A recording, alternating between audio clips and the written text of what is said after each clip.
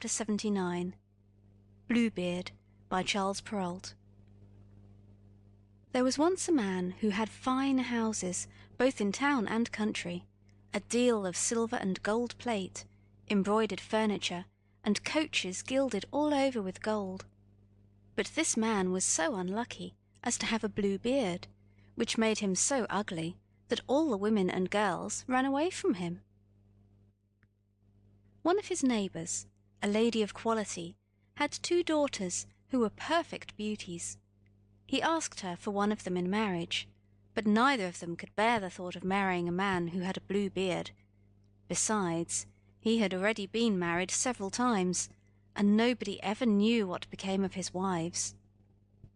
In the hope of making them like him, Bluebeard took them, with their mother, and 3 or 4 ladies of their acquaintance, and other young people of the neighbourhood, to one of his country houses, where they stayed a whole week. There were parties of pleasure, hunting, fishing, dancing, mirth and feasting all the time. Nobody went to bed, but all passed the time in merry-making and joking with one another. Everything succeeded so well that the youngest daughter began to think the master of the house was a very civil gentleman, and his beard not so very blue after all. As soon as they returned home, the marriage took place.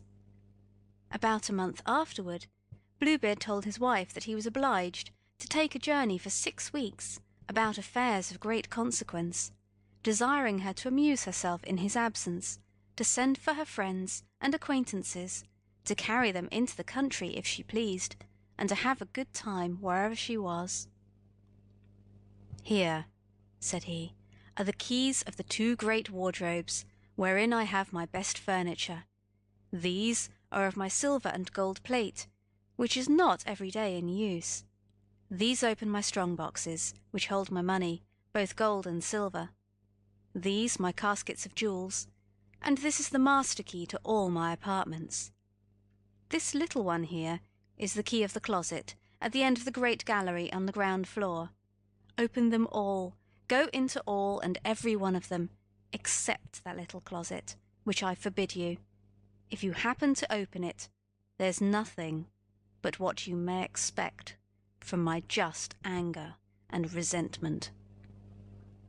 She promised to observe exactly whatever he ordered, so, having embraced her, he got into his coach and proceeded on his journey. Her neighbours and good friends did not wait to be sent for, so great was their impatience to see all the rich furniture of her house.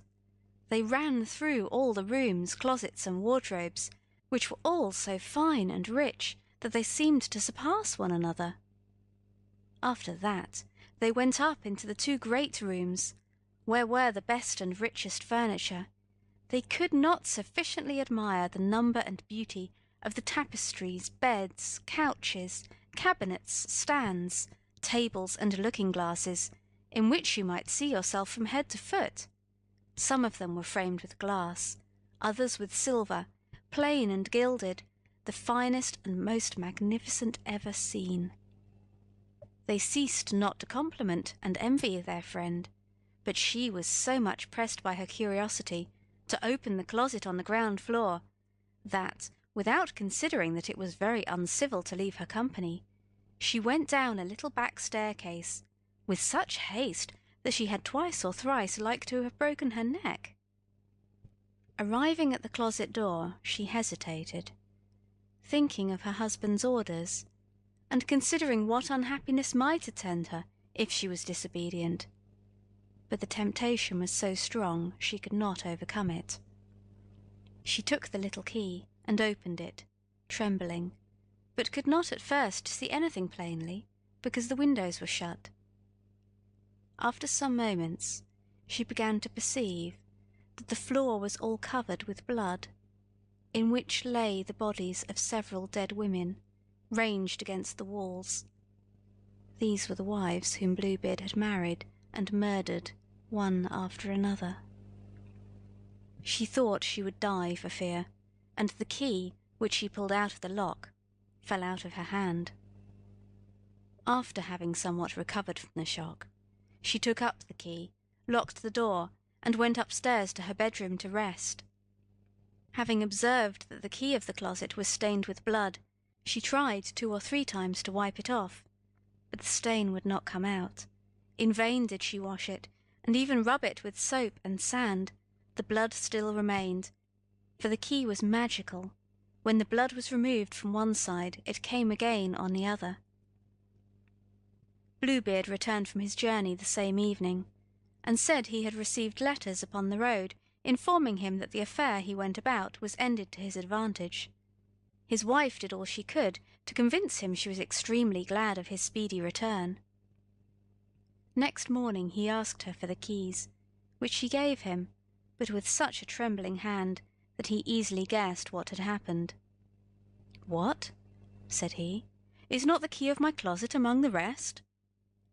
"I must certainly," said she, "have left it above on the table." "Fail not," said Bluebeard, "to bring it to me presently." After several goings backward and forward, she was forced to bring him the key. Bluebeard attentively considered it, and said to his wife, "How comes this blood upon the key?" "I do not know," cried the poor woman, paler than death. "You do not know?" replied Bluebeard. "I very well know. You were resolved to go into the closet, were you not? Very well, madam, you shall go in, and take your place among the ladies you saw there." Upon this, she threw herself at her husband's feet, and begged his pardon with all the signs of a true repentance, vowing that she would never again be disobedient. She would have melted a rock, so beautiful and sorrowful was she, but Bluebeard had a heart harder than any rock. "You must die, madam," said he, "and that very soon." "Since I must die," answered she, her eyes bathed in tears, "give me some little time to say my prayers." "I give you," replied Bluebeard, "half a quarter of an hour, but not 1 moment more." When she was alone, she called out to her sister, "Sister Anne, go up, I beg you, on top of the tower, and see if my brothers are not coming. They promised me that they would come today, and if you see them, give them a sign to make haste." Sister Anne went up on top of the tower, and the poor afflicted wife cried out from time to time, "Anne, Sister Anne, do you see anyone coming?" And Sister Anne replied, "I see nothing but the sun, which makes a dust, and the grass, which looks green." In the meanwhile, Bluebeard, holding a great sabre in his hand, cried out as loud as he could bawl to his wife, "Come down instantly, or I shall come up after you." "1 moment longer, if you please," said his wife, and then she cried out softly, "Anne, Sister Anne, dost thou see anybody coming?" And Sister Anne answered, "I see nothing but the sun, which makes a dust, and the grass, which is green." "Come down quickly," shouted Bluebeard, "or I will come up after you." "I am coming," answered his wife, and then she cried, "Anne, Sister Anne, dost thou not see anyone coming?" "I see," replied Sister Anne, "a great dust which comes on this side. Are they my brothers?" "Alas, no, my dear sister, I see a flock of sheep." "Will you not come down?" roared Bluebeard. "1 moment longer," said his wife, and then she cried out, "Anne, Sister Anne, dost thou see nobody coming?" "I see," said she, "2 horsemen, but they are yet a great way off." "God be praised," replied the poor wife joyfully. "They are my brothers. I will make them a sign as well as I can, for them to make haste." Then Bluebeard bawled out so loud that he made the whole house tremble. The distressed wife came down, and threw herself at his feet, all in tears, with her hair about her shoulders. "That will not help you," says Bluebeard. "You must die." Then, taking hold of her hair with one hand, and lifting up the sword with the other, he was going to cut off her head. The poor lady, turning to him and looking at him with dying eyes, begged him to give her one little moment more. "No, no," said he, "say your prayers," and was just about to strike. At this very instant there was such a loud knocking at the gate that Bluebeard looked up in alarm. The gate was opened, and 2 horsemen entered, who drew their swords and ran directly at Bluebeard.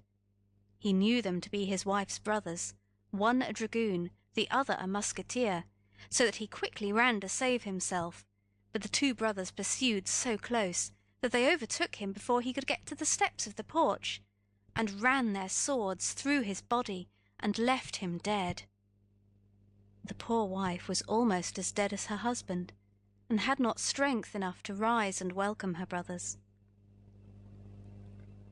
Bluebeard had no heirs, and so his wife became mistress of all his estate. She made use of one part of it to marry her sister Anne to a young gentleman who had loved her a long while, another part to buy captains' commissions for her brothers, and the rest to marry herself to a very worthy gentleman who made her forget the unhappy time she had passed with Bluebeard. End of chapter 79.